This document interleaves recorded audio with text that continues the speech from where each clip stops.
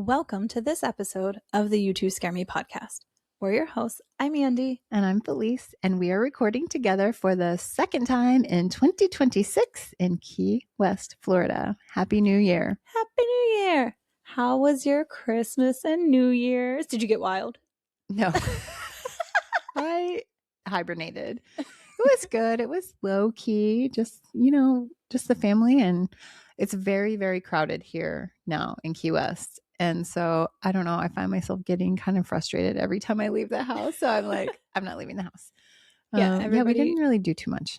Everybody drives golf carts on like the main road super slow. Mm-hmm. You're like, And everybody who's never been on a bicycle in the last 20 years decides that this is their moment to bring those bicycle skills back. So it's a lot, but it's good. We love the tourism here. It's really important. We depend on it. We do. But, when you got to get somewhere, it's like, it can be a little frustrating, but it's all right. Yeah. We were going to my son's baseball practice today and I was running late, of course. Yeah, you can't be running late right now. Yeah. Everyone's going the same speed in both lanes. And you're like, and it's like 5 to 10 under the speed limit. Yeah. Because everyone's on vacation. So they're like just taking it easy. And yeah, if you have a place to go, now you have to start leaving a little bit earlier. That's the worst. I'm not one of those people. Yeah. How about you? How was your trip? So I was in Pennsylvania and it was good. We usually, when we're there, we see family and friends. And this time we didn't see too many friends.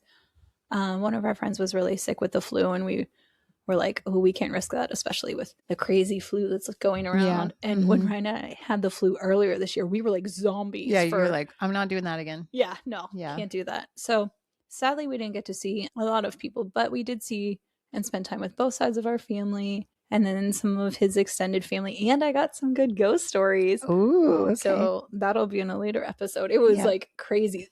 The one aunt was talking and then the cousin chimed in and they all live in this little town and the entire town is haunted. Oh my gosh. It's so crazy. Ooh. Speaking of, so we were at my parents' house. That's where we usually stay. And I was a little bit nervous when we were going up there because I'm like, okay, what if I do some investigating and then I'm, scared to sleep here? Or like, something like that. Or you stir something up and then leave it for your parents. Right. And my mom was like, don't be doing anything. And so I took some things and I didn't tell her. But sorry, Mom. Ryan said to me, I saw what you packed. He's like, I'm telling. But I have to tell you, I walked in and usually I can kind of feel when there's something, right? Yeah. And I walked in and I didn't feel anything. I was like, oh, it feels pretty like light. And my mom does such a good job decorating for the holidays. It's always just so homey. And and Christmas is everywhere. Yeah. And it was just really beautiful, right? But I didn't feel anything. So I did pull out my EMF, did some talking. Nothing. Stayed on green. Oh. And then I was like, okay, so I did that one day, put it out again when I was doing some stuff, Mm-hmm. Ryan came in, he's like, you really brought that thing? Yeah. It's like, yeah, he's like, you seriously doing this right now? I'm like, yes. Nothing. And so it was really quiet. So I don't know, because this is usually the time of year when a lot of stuff happens. So I don't know if something changed or what. I don't know. Oh, okay. Well, yeah. Nothing to report. Nothing to report with my parents' house. Okay. Well, that's probably good for I know that your mom doesn't really like that stuff. No. So that's probably good for them. Maybe we should do an away weekend. Our list for away weekends is growing. Oh, yeah. But because the town where Ryan's extended family live, so many of them were like, oh yeah, and this happened in this house, and this happened in this house, and this happened in this house, and this happens now. And so I was supposed to go back out there and take some of the equipment, but then a snowstorm came. Oh. So it did snow while we were there. Oh, that's kind of nice. It snowed a little bit, and then on New Year's Eve, we got like 8 inches. And so we were supposed to go out there, and then we stayed put because it was a little bit dicey. And, Yeah. So we had a quiet New Year's, just with my little family and my parents, and, we banged pots outside and opened the front door, opened the back door, nice. and, all this stuff. So it was good. But I was in bed. I went to bed. At 10? I did not see the new year. We rang it in early. We're like, you did the love you. noon celebration. Yeah. We're like, Happy New Year. It's New Year somewhere. Good night. You are so funny. Oh, I have to tell you. So I got this from my brother. And he was like, I better see it on the podcast. Oh, yeah. Mike, look at that. It's my a squonk mug. It says, squonk mug. Home of the Squonk, USA, Pennsylvania. It's so cute. Little squonkinator. So check it out. Here it is. I'm using it. Thanks, Mike. Way to go, Mike. I love it. Oh my gosh. Very cute. Speaking of, before we were recording, Felicia's like, oh, I got you a little something. I was like, I ordered you something, but apparently snow disrupts delivery from the Northeast. Everything takes forever to get here too. Well, that's like even thing. Amazon is like some of it's taking like almost 2 weeks to get down here. Yeah, it's crazy. So I opened my present from Felicia and I stopped and I was like, and Felicia's like, what? She got me this beautiful Respect the Locals shirt that has all of these cryptids, and it just so happens to be the same one that I got. We share one brain, as it turns out. We also found that we apparently have the same purse or very similar. Yep. And assorted other things. So there we are. Yes. The intermingling of our consciousness is slowly happening. It's taking place.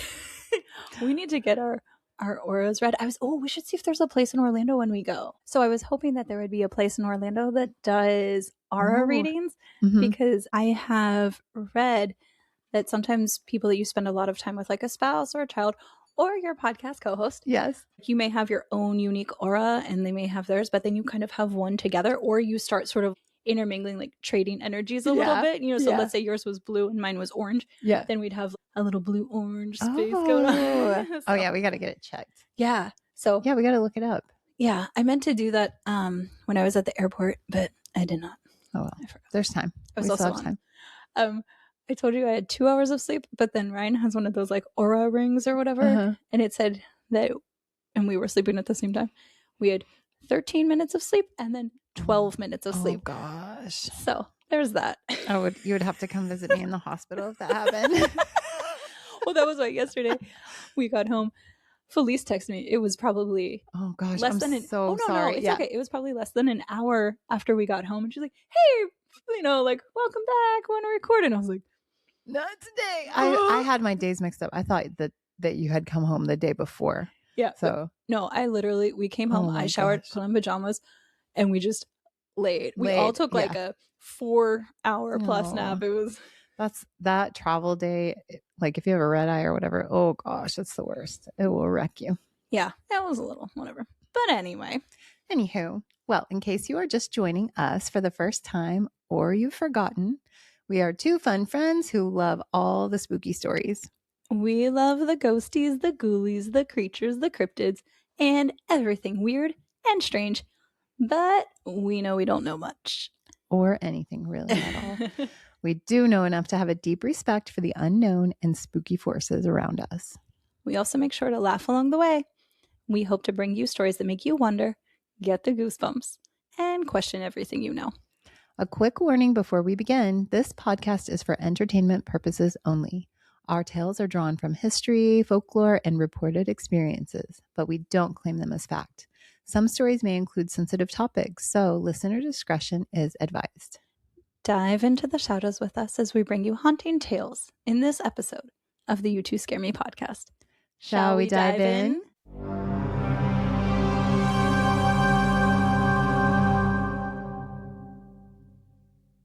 Time feels solid, reliable, something that we measure in minutes, seconds, hours, schedules, and calendars. But what if it isn't? What if time isn't a straight line, but more of a layered landscape? Something that you could accidentally step into or fall through? Tonight, we're diving into time slips, real documented experiences where ordinary people claim they suddenly found themselves in another era, often without warning, and just as suddenly returned. Ooh. I love this so much. Oh my gosh. So this isn't time travel with machines. It's not dreams or imagination, but it's vivid waking moments where the world itself seemed to shift. Some of these cases come from historians. Some are from pilots, and you know I love pilots. Yes, you do. That's for you, Ryan. Some come from everyday people who just took a wrong turn. Or maybe the right one. I wish this would happen to me. I don't really know that much about time slips. Oh my gosh, it's like my favorite thing. Oh, cool. I might even have to do a second episode because there were so many experiences and I was just like, oh my gosh, I just want to tell all of these stories. Cool. Okay.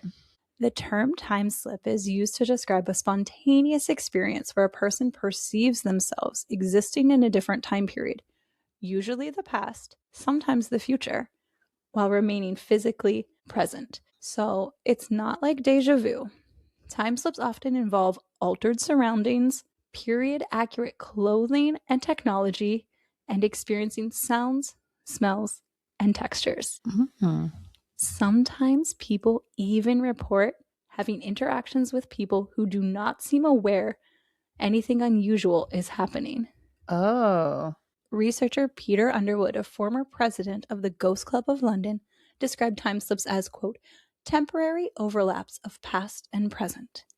They've been reported across cultures, centuries, and locations, often clustered in historically dense areas.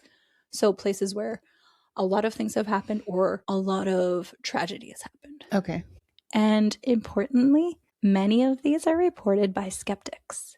One of the most famous and most controversial time slip cases occurred in 1901 in the gardens of the Petit Trianon at Versailles. Ooh, okay. The witnesses were not ghost hunters or paranormal enthusiasts. They were Charlotte Ann Moberly, the first female principal of St. Hugh's College, Oxford, and Eleanor Jourdain, a respected academic and head mistress. On August 10th, 1901, the two women were visiting Versailles. While walking through the gardens, they became disoriented.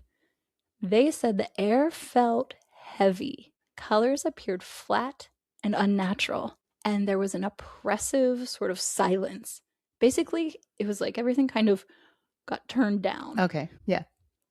Then they encountered men wearing long gray-green coats and tricorn hats, clothing that at first seemed like costumes, until they realized it wasn't staged.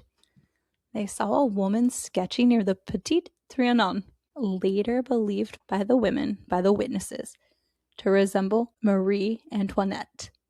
Okay.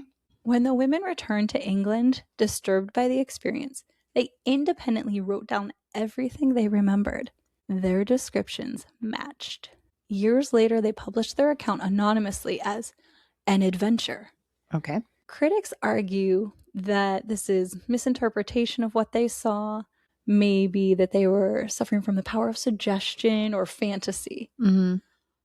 But believers point out that the women were from an academic background, they had matching testimony independently taken, and period-accurate details that they didn't know beforehand. Okay, that's the important part. Right. If they didn't know what soldier uniforms or whatever looked like. Who would? It's not like they had Google back then.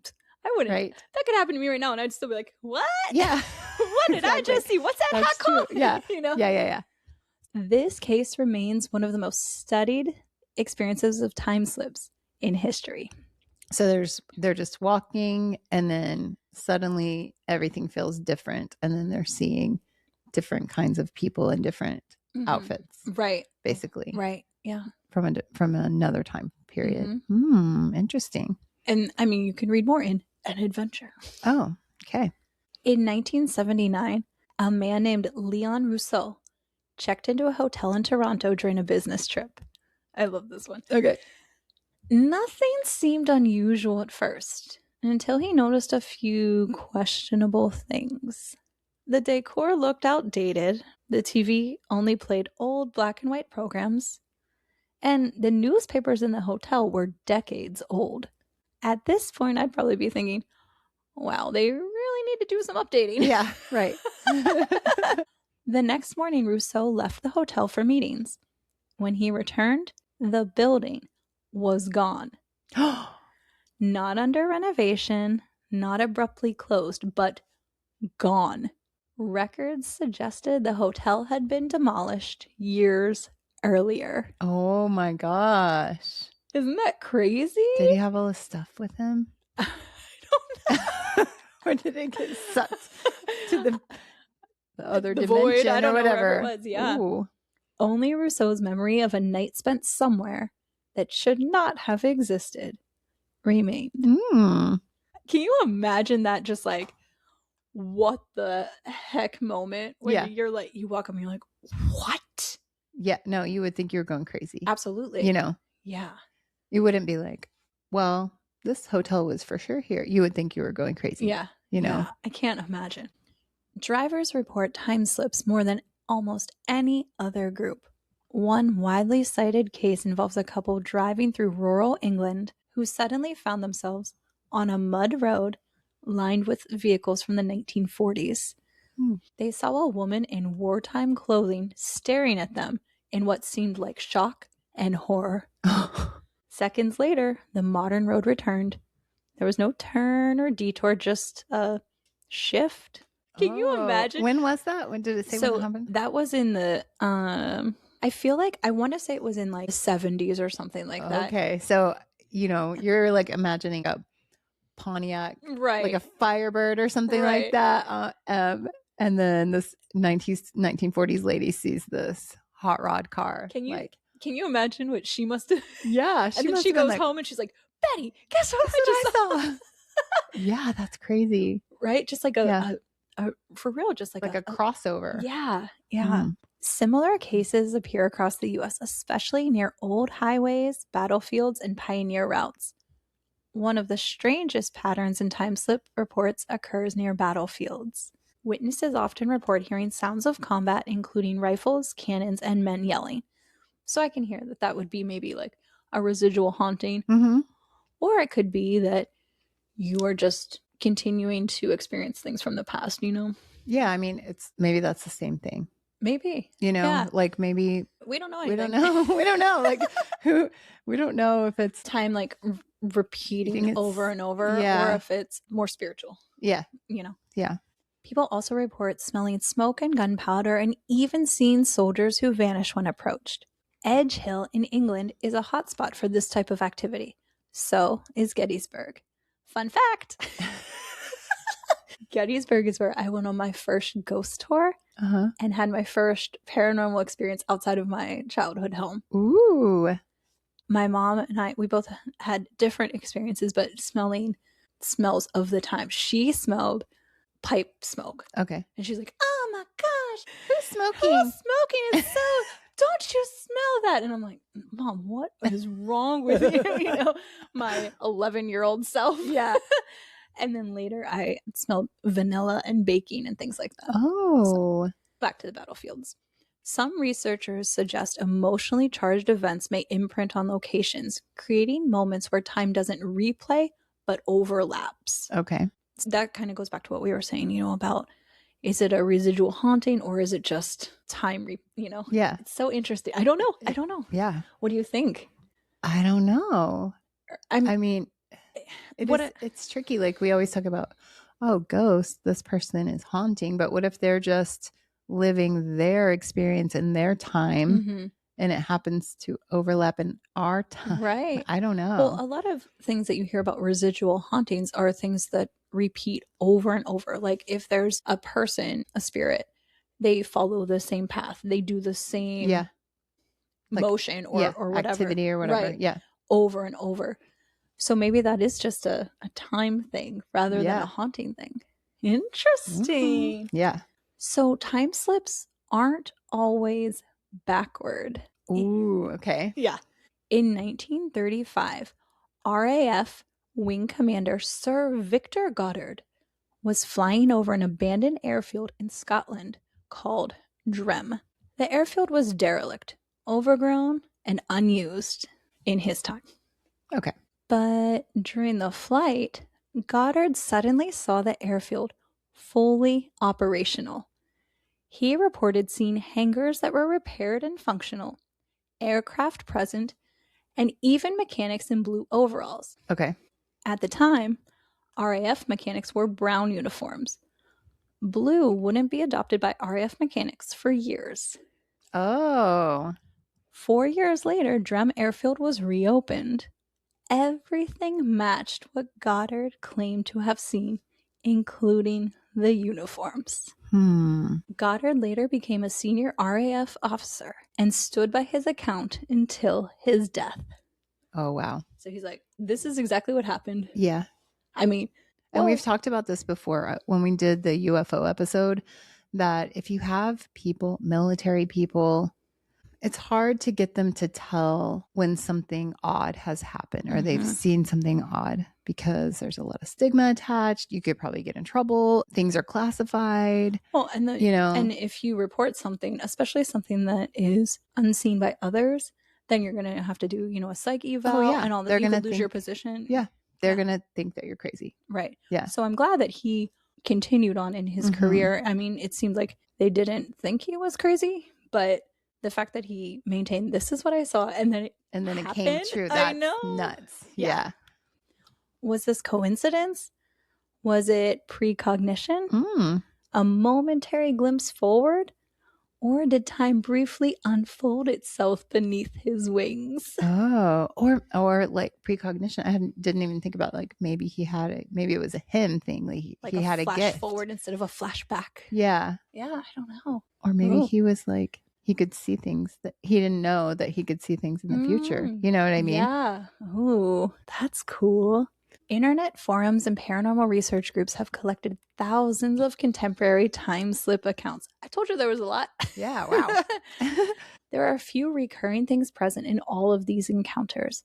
There's no warning, the person it happens to has no control, and it leaves a profound emotional impact on them. People often report feeling out of place afterward, like time never fully locked back into position. That's hard.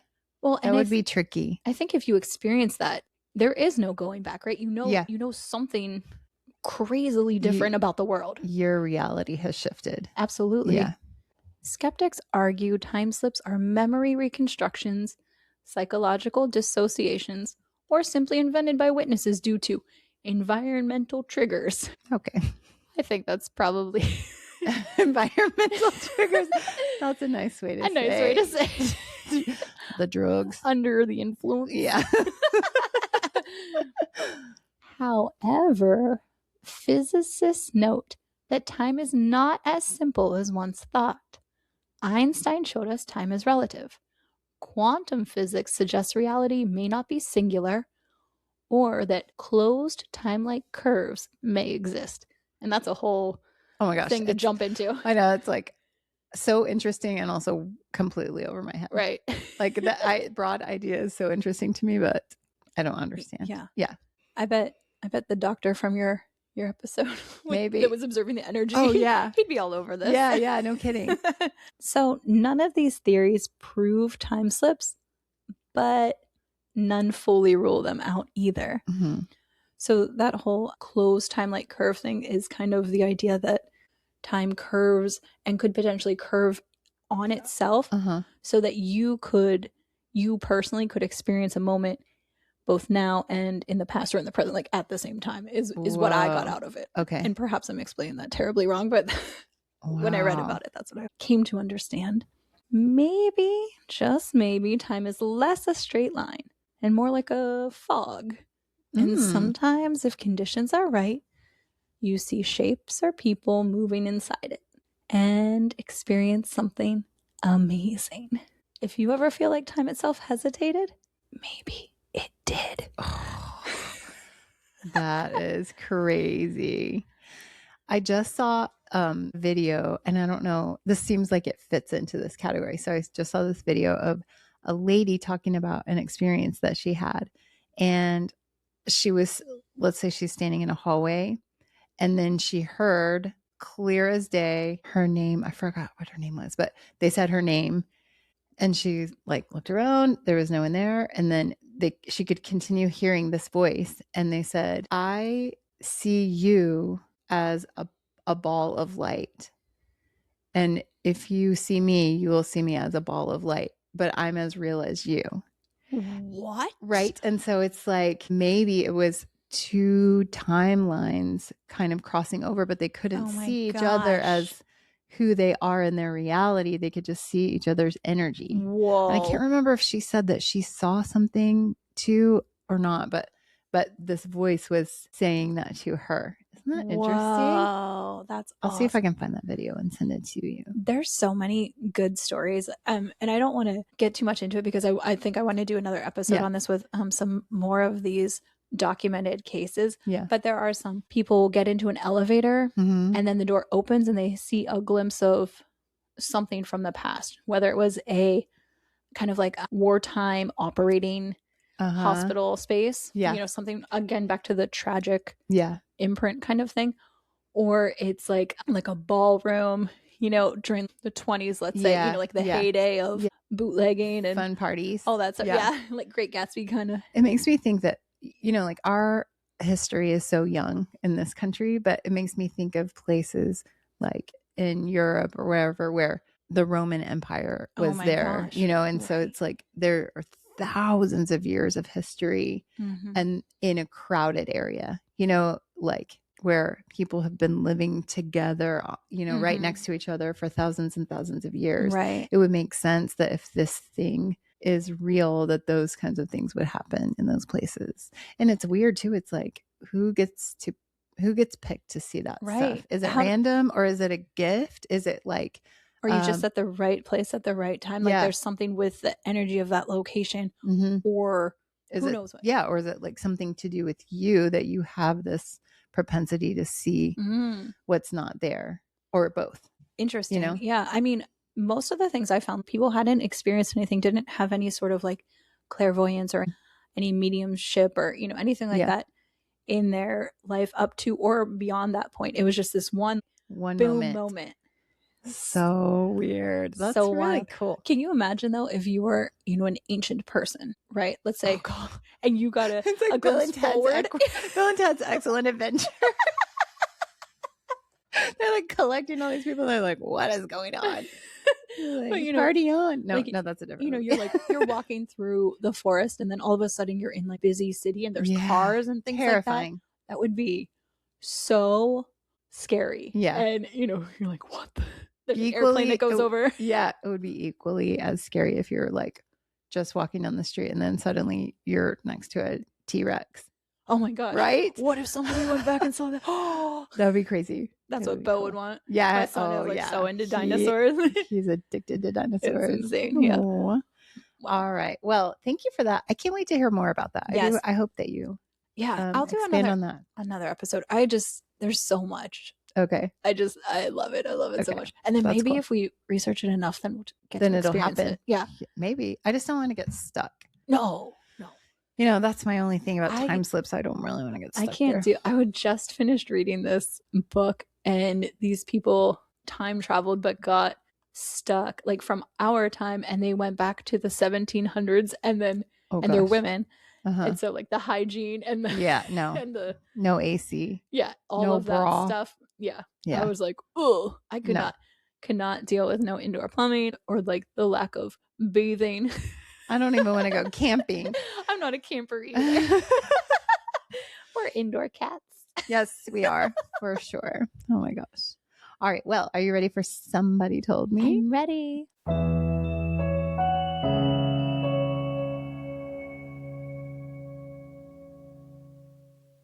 Okay. This story comes from a Key West local. So I've been chatting up my people around me too.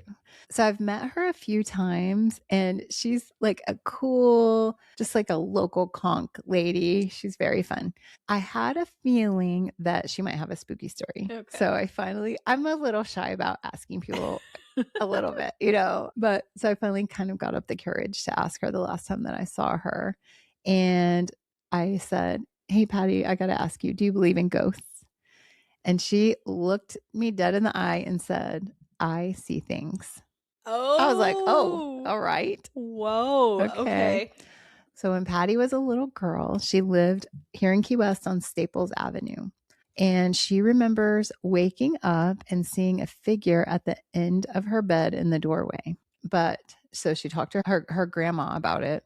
And her grandma also was someone that saw spirits. Okay. And grandma told her she never needs to be afraid of the dead, only the living. That tracks. Ain't that the truth?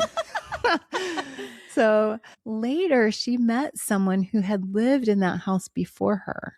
And this lady told Patty that she often saw a ghost there. And she asked Patty if she had seen anything unusual. And Patty described what she saw in the doorway.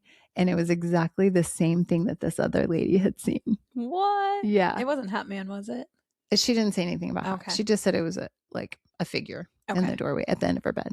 And then another story that she told me was that when her daughter was little, she was sitting in a recliner and she was trying to read. And Patty was standing behind her in this chair. And she told her that she shouldn't try to read right there because it was too dark.